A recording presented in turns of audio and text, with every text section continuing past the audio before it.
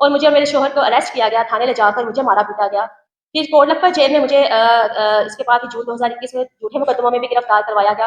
मेरी बहना वीडियो बनाई गई जेल में, मुझे मारा पीटा गया, फिजिकली टॉर्चर किया गया, मेंटली टॉर्चर किया गया। और जो इमरान खान अब रोना रोता है कि जी मुझे तो एक डेथ सेल में गर्मी में कैद किया गया है, मेरा जो डेथ सेल है ये ओवन बन चुका है। तो ये इमरान खान का मकाफाते अमल ही तो है, ये वो जुल्म जबर ही तो है जिसमें ये उस वक्त के जो कायदीन थे दूसरी जमातों के उनको कैद करवाता था। मुझे ऐसे सरकारी मुलाजिम को उसमें गिरफ्तार करवा कर कैद करवाया। 24-24 घंटे मुझे डेथ सेल में भूखा प्यासा रखा जाता था। शदीद गर्मी में जून 2021 में मेरे डेथ सेल का पंखा बंद कर दिया जाता था, पानी बंद कर दिया जाता था। ये कोई और इमरान खान ना तोशाखाना केस में गिरफ्तार है, ना साइफर केस में, ना किसी और केस में। ये सिर्फ वो जुल्म जबर है जो इमरान खान ने उन यतीमों पर ढाया, उन औरतों पर ढाया जो सरकारी सरपरस्ती में रहती थी। नारा लगाया गया था रियासत मदीना का, और उस रियासत मदीना में डार्क वेबसाइट के कारोबार को परवान चढ़ाया गया। यतीमों को, लवारसों को इस्तेमाल किया गया, उनको कत्ल किया गया, काले जादू में उनको कुर्बान किया गया। तो कशाना जिसी स्कैंडल इन 5 सालों में आज तक अल्लाह ताला का शुक्र है अल्हम्दुलिल्लाह आज तक जिंदा है, और ये अपने मुंतकी इंजाम को भी पहुंचेगा। बच्चियां इमरान खान को सप्लाई की गई, बुशरा के काले जादू में, ब्लैक मैजिक में सप्लाई की गई। ये ऑडिट हुकूमती रिपोर्ट 2019 की, जिसमें बाकायदा बच्चियों के गायब होने के सबूत मौजूद हैं, उनको बेचे जाने के। बच्चियों को ये कहा गया कि उनकी शादियां करवाई गई। वो बच्ची जो 7 साल की थी, 8 साल की थी, उसकी शादी कैसे करवा दी गई? फिर ना उसका निकाह नामा मौजूद था, ना घरों के पते, ना आईडी कार्ड्स, कुछ भी मौजूद नहीं था। और ये ऑडिट रिपोर्ट तमाम दारुल अमानों यतीम खानों का खाता खोलने के लिए काफ़ी है, जो जस्टिस तारिक सलीम शेख के हवाले मैंने की, जो इस केस की लास्ट ईयर जो इस केस को सुन रहे थे। फिर उस्मान गुजार का सिक्योरिटी अफसर जो रात के वक्त कशाना से आकर बच्चियां अपने साथ लेकर जाता था।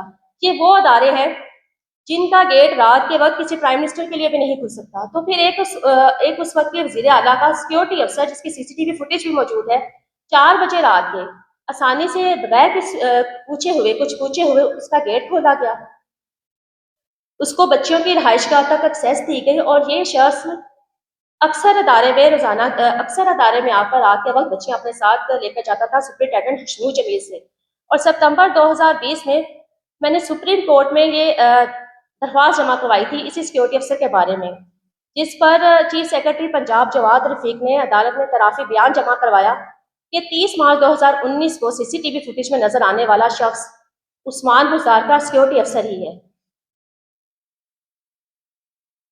कशाना स्कैंडल ये तो खड़ा ही सबूतों पर है। कशाना स्कैंडल वो केस है जहां जिस पर 5 साल से मैं लाशों के पोस्टमार्टम रिपोर्ट्स, वीडियोस, गवाहियां, शवाहिद, तमाम सबूतों का बोझ अपने कंधों पर लेकर फिर रही थी। मैं बड़ी शुक्रगुजार हूँ chief of army staff general Hafiz Asim Munir साहब की।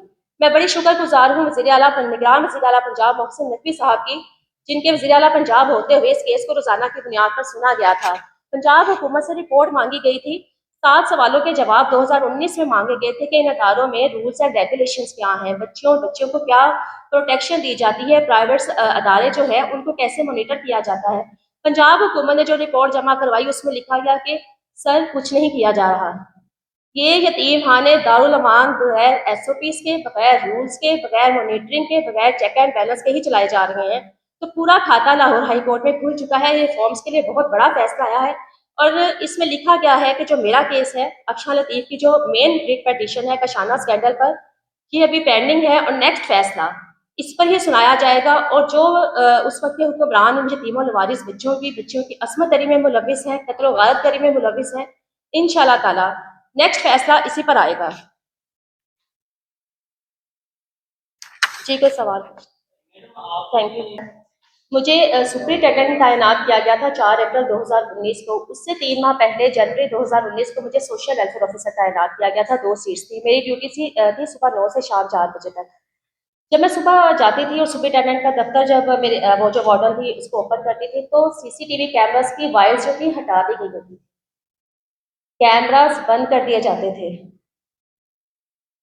आप ये सोच सकते हैं कि ऐसा कोई मॉनिटरिंग ही नहीं थी कि कैमरा सुप्रिंटेंडेंट बंद कर देती थी, बेडरूम सुप्रिंटेंडेंट बना रही थी, लोगों को बच्चियों तक एक्सेस, इसमें बच्चियों के बयान भी हैं जो आपको याद होगा 19 नवंबर 2019 पर जो मीडिया पर चलाए गए। बच्चियों को भेड़ बकरियों की तरह, दुल्हन की तरह सजाकर इन जिनसी भेड़ियों के हवाले कर दिया जाता था।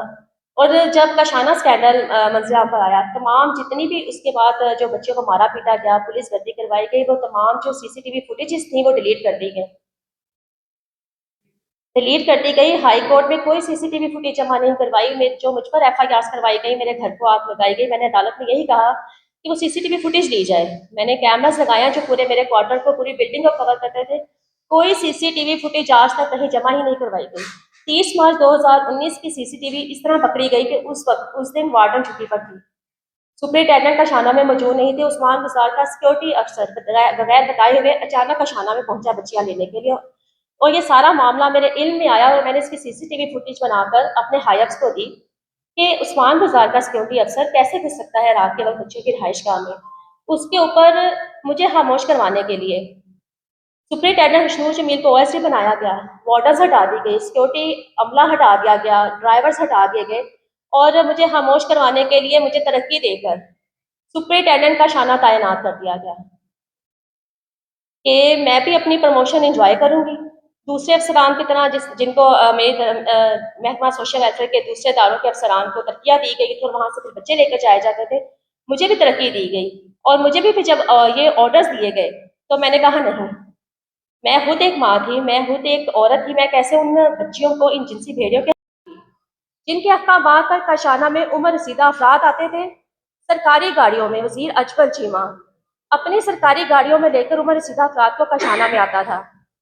फिर उस वक्त के चीफ मिनिस्टर उस्मान गुजार, जिसके दौरे ही रात को सुपरिटेंडेंट का शाना के पास रात को 2 बजे 3 बजे होते थे। बच्चियों का इंतखाब किया जाता था। ना सिर्फ कशाना में लोगों को लाया जाता था, बल्कि कशाना से बाहर भी बच्चियों को जिनसी सरगर्मियों के लिए भेजा जाता था। और उस वक्त का ताकतवर तरीन वजीर आजम, जिसकी जिनसी ख्वाहिशात को पूरा करने के लिए ना सिर्फ कशाना से कम उम्र बच्चियां, बल्कि मॉडल चिल्ड्रन होम जो महकमा सोशल वेलफेयर का ही एक यतीम खाना है, वहां से कम उम्र बच्चे तक सप्लाई किए गए। यही केस लेकर मैं लाहौर हाई कोर्ट में गई थी जब मैं सुपरिटेंडेंट थी 2019 में। आग और खून का दरिया पार करने के बाद आज हाई कोर्ट का ये फैसला मेरे पास है। जस्टिस तारिक सिंह शेख साहब ने मेरे 5 सालों में कहे गए एक एक लफ्ज पर सच की मोहर लगा दी है। उन्होंने ये इन रिकॉर्ड अदालत में कमेंट दिए थे कि हमारे बच्चे गैर महफूज हैं, हमने अपने बच्चों को महफूज बनाना है। वो सबूत जो इमरान खान की हुकूमत के थे, उन्हीं सबूतों की बिना पर ये तारीखी जजमेंट दी गई।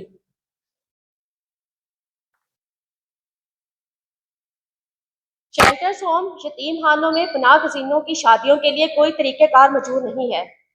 यतीम लड़कियों पर जबरी किसी भी किस्म की सख्ती ज्यादती को रोकने के लिए सख्त मेकानिज्म की जरूरत है। शादियों का तो सिर्फ एक सेफ वे इस्तेमाल किया गया था, सिर्फ नाम इस्तेमाल किया गया था। जबरी शादियां करवाकर फेक शादियों के नाम पर उन बच्चियों को बैरून मुल्क भेजा गया। इंसानी स्मगलिंग में इस्तेमाल किया जाता था, ह्यूमन ट्रैफिकिंग में इस्तेमाल किया जाता था। और मैंने कभी नहीं कहा कि ये सिर्फ कशाना स्कैंडल सिर्फ इमरान खान की हुकूमत का केस है। वो अफसरान जो साल हर साल से ये जिनसी माफिया जो यतीम बच्चों को बेच देता था, औरतों को जबरी जिस्म फरोशी के लिए इस्तेमाल करता था, इमरान खान की हुकूमत आकर इस जिनसी ताकतवर माफिया का हिस्सा बन गई। मुझसे बहुत से लोग सवाल करते हैं हाई कोर्ट के इस डिसीजन के बाद कि आप इस ताकतवर जिनसी माफिया से कैसे जीत गई। इस जिनसी माफिया ने तो पाकिस्तान के मारूफ